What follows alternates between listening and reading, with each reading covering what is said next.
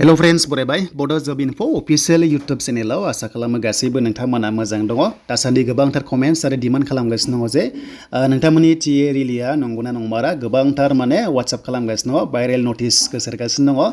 दा बे नंगौना नङा बेनि सायाव कभार खालामगोन आरो नंगौबा रिलिया माब्ला जामारगोन बेनि सायाव नोंथांमोना आपडेटखौ लाबोबाय। बेनो जाबाय गोबाव समनिफ्रायनो नेबाय थादोंमोन, बेनो जाबाय टिए आर्मि। मानोना लकडाउननि उननिफ्रायनो रिलिज जायाखैमोन, बेखायनो पस्टआ फैबाय जानांगौ आरो पस्टआ दंखायो। दा नैबे खेबसाखौ दा ओंखाराखै इन्डियान आर्मिनि एबा टिए आर्मिनिया। दा बेयाव फैनाय लोगो लोगो जोङो फैनो हायोमोन अफिसियेल साइडआव, बाट मा बेवहाय टेकनिकेल इसु जादों, बेखायनो सिङाव थांनानै नटिसखौ दासिमबो अफिसियेलि नायनो हायाखै। अके, स' बेखायनो एसे कनफिउज जागासिनो दङ। दा आंबो 100% बेयाव बुंनो हाया जे बे रिलिया नंमारगोना नंमारा। मात्र नोंथांमोना मोनसे खामानि माव, जायनोखि फिल्डआव थांनानै जुदि क'क्राझारनि दङबा सराइखेलाव थांनानै एसे खबर लाबानो जाबाय जे बे नंगौना नंमारा 100%। नाथाय 99%आ नंगौ बादि मोनदों, खारन टिए रिलिज जायैया गोबाव जाबायमोन नालाय। दा मोनसेल' खामानि मावदो, नोंथांमोना थांनानै एसे खबर लादो, बेनिफ्राय आंनियाव WhatsApp खालामहर, नाम्बारा दङ डिसक्रिपसनाव एबा मेल एड्रेस दङ, नोंथांमोना हरबानो जाबाय।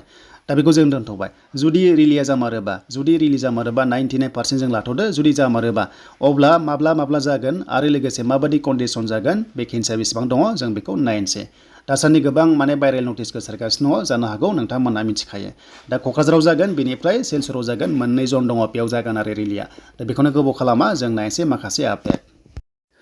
स' दायो लोगोफोर, आं बेबादि मोनसे PDF खालामबाय जाहाथे नोंथांमोना बुजिनो इजि जायो। मानोना गोबाव जाबायमोन नालाय टिए आर्मि रिलिज जायैया, दा बेखायनो माखासे डेट थायो, शेड्युल थायो। दा बे नर्थ इस्ट जननिसो आरो जन वाइस लायोबा जोंनि नटिसआ जाबाय 3आव गोग्लैयो। अके, बेखौ जों मिन्थिनांगोन, मानोना जन वाइसआवहाय बिथांमोना पस्टखौ हरदों आरो। दा बे रिलिया जागायगोन, बेयाव बुंनाय बादिबा फुंनि 5 रिंगानिफ्राय रिपर्टिं टाइमाव थांनांगोन आरो डेटआ जाहैबाय 12निफ्राय 26 नभेम्बरसिम सोलिगोन आरो। अके, माने बेयाव डिस्ट्रिक्ट वाइसआवहाय जागोन नालाय, बेखायनो डेट वाइसआवहाय थांनांगोन आरो। अके, बे डेट दङ, बेखौ नोंथांमोना नायदो, क्लियार जाबाय। देन पस्टआ माखासे रानदों, जिडियावनो बांसिन पस्टआ दङ आरो मेनलि नोंथांमोना फकास खालामनांगोन जिडि पस्टआव। स' बेखायनो जिडियाव 328 दङ, जेराव नोंथांमोना 10 पास खालामबा हागोन। दा पार्सेन्टआ बेसेबां नांगोन जोबनायथिं दङ, बेनिफ्राय गोबां रोखोमनि पस्ट दङ नै, एन्ड बेनिफ्राय आदार्स दङ।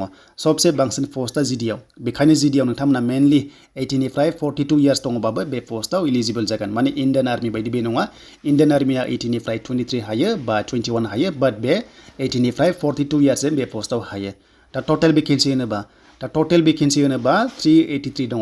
बाथ्रा जाबाय बे नर्थ इस्टनि भेकेन्सि, अनलि आसामनि नङा। अके, दा बेखायनो फुरा नर्थ इस्टनि केन्डिडेट्स फैगोन, कम्पिटिसना गोरा जागोन, बेखायनो नोंथांमोना रानिंआ जोबोर स्पिड जानांगोन, इन्डियान आर्मि बायदि खारथारनांगोन। अके, होमबासो नोंथांमोना माने 5 मिनिट्सनि आन्दाराव हाबनो हायोबा जोबोद चान्सआ दङ आरो। अके, एक्सेलेन्ट थांनो हायोबा नैबे टिए आर्मियाव आरो थाबनो साख्रि मोनो। बेयाव खुनु माने लं प्रसेस नङा, मास मोनसेनि गेजेरावनो नोंथांमोननि साख्रिया जागोन। खारन बेयाव आंनि लोगो साख्रि मावगासिनो दङ, सप्तासेनि गेजेरावनो साख्रि मोनदोंमोन, 2017 ना 18आवमोन। अके, देन बेनिफ्राय लकेसन, दा लकेसना बबेयाव जागोन? दा लकेसना जाबाय क'क्राझार डिस्ट्रिक्टआव जागोन। आसाम पुलिस बेटेलियन ग्राउन्ड दङ 7, नोंथांमोना मिथिखागौ, सराइखलायाव, बेयाव जागोन आरो। दा बेयाव थांनानै रिलिखौहाय डिस्ट्रिक्ट वाइसआव हैनांगोन।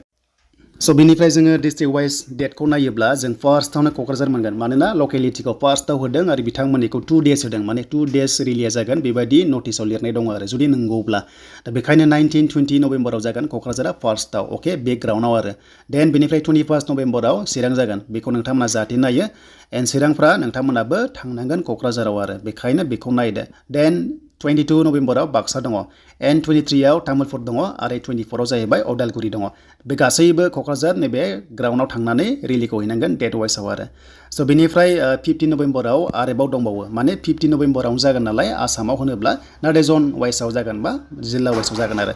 स' बेखायनो होनायनाय दं जिल्ला, बेखौ नायदो। कामरुप, नलबारि, कामरुप दङ, आर बजालि, बङाइगाव, गवालपारा, धुब्रि, बरपेटा, साउथ सलमारा दङ। अके, बिथांमोननिया बहा जागोन होनोबा सिलचराव जागोन। अके, सिलचराव थांनानै हैनांगोन आरो बे होनाय जिल्लाया।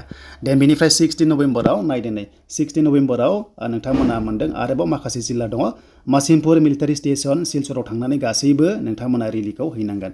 15 नभेम्बराव गोबांथार माने 9टा डिस्ट्रिक्ट दङ, खनसेनो जमा जागोन। एन्ड बेनिफ्राय इस्ट कार्बि आंलं, वेस्ट कार्बि आंलं, बेनिफ्राय नगाव, सनितपुर, बिश्वनाथ, डिमा हासाव, मरिगाव, दरं दङ दा बिथांमोननिया 16 नभेम्बराव खनसेनो माने कम्बाइन जमा रिलिज जागोन अके बेखौ नोंथांमोना नायदो मासिमपुर मिलिटारि स्टेशन सिलचराव दं आसामाव थांनानै माने सिलचराव थांनानै रिलिखौ हैनांगोन आरो बेखौ जों मिथिबाय दा जन वाइस लायोबा 3rd जनाव गोग्लैगोन नर्थ इस्टआ बेखायनो बेखौ बुजिनांगोन दा मिथिबाय नोंथांमोना जुदि बे रिलिया नंमारगौबा नोंथांमोना प्रेक्टिसाव थाबाय थादो मानोना टाइम गैला नोंथांमोना मोजाङै रिलिखौ होनांगोन बिराद स्पिड खारनांगोन आरो स्पिड खारबासो बे टि आर्मियावहाय मोनो मानोना गोबां कम्पिटिसन जायो मानोना गुबुन गुबुन स्टेटनि रायजोनि गासैबो बेयाव फैगोन मानोना गोबाव समनिफ्रायनो नेबाय थादोंमोन नालाय बेखायनो रिलिया गोबांथार माने हार्ड जागोन आरो स' बेखायनो बयनिसिमबो अल द बेस्ट थाबाय आरो 10 पास खालामथारनांगोन जिडि पस्टआव 10 पास खालामनानै 45% प्लास गासैबो साबजेक्टआव 33 बेबायदि लादोंमोन अके बे जाबाय जायफ्रा माने मिनिमाम 10 पासल' आरो नाथाय मोनसे बाथ्रा थांनाय बारनि रिलिया जायफ्रानोखि एचएस पास ना बेयाव खुनु पार्सेन्ट नांलायामोन आरो जुदि नोंथाङा एचएस पास बा बेयाव खुनु पार्सेन्टनि गोनांथि गैया डाइरेक्ट रिलि खारनो मोनामोन आरो स' देग्लाय माबायदि लागोन बुंनो हाथ'वा मानोना अफिसियेल नटिस ओंखाराखै नालाय जायखिजाया एचएस पासआ जिडिआव डाइरेक्ट खारनो हायोमोन खुनु पार्सेन्ट नाङा आरो स' बेनिफ्राय हाइ एचएसफ्रा गोबां खम लायो इण्डियान आर्मिनि बादि नंद्राया एसे खम लायो आरो दा बिनि सायाव नेक्स्टआव गोदान अफिसियेल नटिस मोनोबा नोंथांमोन A to Z फैगोन नाथाय बे रिलिया नंगौना नंमारा नोंथांमोना बयबो कमेन्ट्स खालामनो हागोन